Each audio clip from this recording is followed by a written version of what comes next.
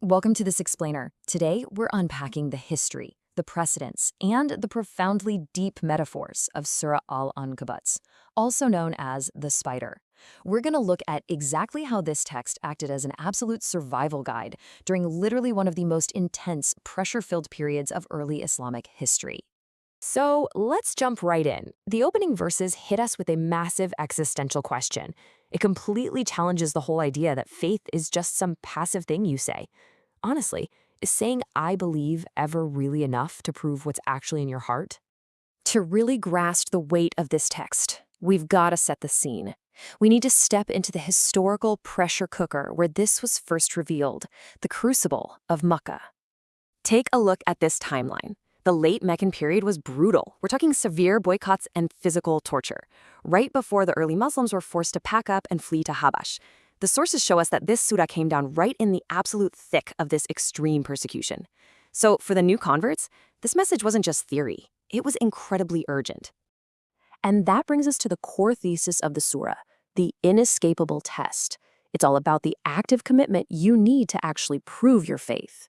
The text poses this incredibly heavy question. Do the people think that they will be left alone after they have once said, "We have believed," and they will not be tested? The commentary makes a crucial distinction here. Hardship isn't framed as divine punishment. Not at all. It's a necessary purification process. It's an unavoidable touchstone meant to literally separate the truthful from the liars. Basically, faith has to be proven practically when the heat is on. Now, these might sound like abstract trials, but they were deeply personal.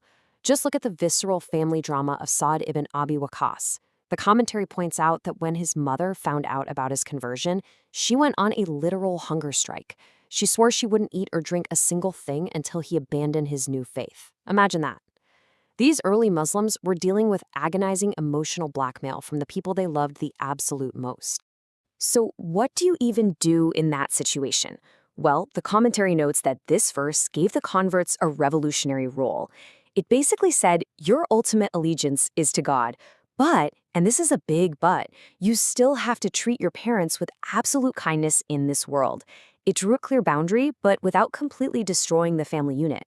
This leads us to a really crucial contrast the text draws, the sincere believer versus the hypocrite. It's a sharp line. A true believer, they fear God and they endure these trials patiently. The hypocrite, on the other hand, calculates things a bit differently. They fear societal backlash way more than any divine consequence. So they act as a kind of time server, worshiping on an edge just to avoid trouble. But, they're the first to try and claim credit if the believers end up winning later on. And the pressure wasn't just physical torture or family guilt trips. It also came in the form of these really deceptive offers. The Quraysh leaders would say, follow our way and we will bear the burden of your sins. But the text actively shuts this down. It confirms that individual accountability on the day of resurrection is absolute. Bottom line, no one else can step in and carry the spiritual baggage of your choices. Okay, to elevate this whole situation beyond just local Meccan politics and give these persecuted Muslims some much-needed perspective, the text rapid-fires some truly epic historical precedents. We're talking lessons from past prophets. From Noah to Abraham, then Lot and Shu'aib, the surah is essentially throwing a massive volume of historical evidence at the reader. It lays out this clear, unbroken pattern across history. Divine help only arrives after periods of intense tribulation. Take Noah, for instance. Just try to imagine preaching for 950 years. 950. That is a stark numerical reminder. The commentary points out that for a community complaining about 6 years of persecution, dropping this massive number was the ultimate reality check. It was like saying, hey, you need to stay patient in your own struggle. And then there's Abraham.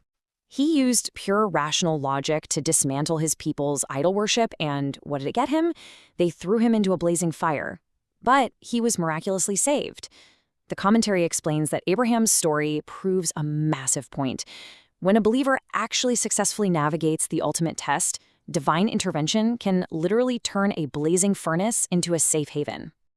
All right, this brings us to the intellectual payoff of the text and the namesake of this entire explainer, the incredibly layered metaphor of the spider's web.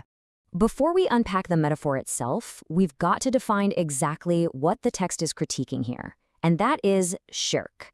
The sources define shirk as the practice of building your foundation on anything other than the ultimate truth of one God. It's relying on false deities, chasing worldly alliances, or obsessing over societal status. Which perfectly sets up this verse. The weakest of all dwellings is the dwelling of a spider. It so perfectly captures the fragility of relying on those false idols. Just think about it. The intricate, yet incredibly delicate, fragile nature of a spider's web. The commentary paints such a vivid picture of this. Just like a cobweb can be completely wiped out by a single swipe of a finger, the seemingly invincible power of the Makkan oppressors and the false security of their idols is fundamentally flimsy. It's temporary. Any toy house built on false expectations is going to collapse instantly the second it clashes with the reality of divine justice.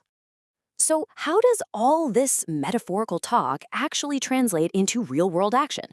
Let's look at how the text pivots from philosophical metaphors to a very real, very physical mandate for these persecuted Muslims. The surah issues a totally direct command. O my servants who have believed, my earth is vast, so worship me alone. The commentary explains that this is an explicit instruction to perform hijrah, meaning if practicing your faith means dealing with insurmountable persecution, you have to pack up and migrate. Your ultimate allegiance is to God, not to a specific zip code or a nation. Now, obviously, leaving your entire life behind brings up a ton of anxiety about basic survival. But to ease that fear, there's this incredibly striking verse. It basically says, look at all the creatures that don't carry their provisions with them. Allah provides for them, and He'll provide for you too.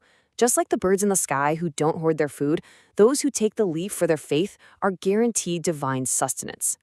As we wrap up this explainer today, I really want to leave you pondering this final question about where you place your ultimate trust. When the unavoidable trials of life finally come knocking and your foundations are tested, are you standing on solid ground? Or are you resting your hopes on the fragile threads of a spider's web? Think about it.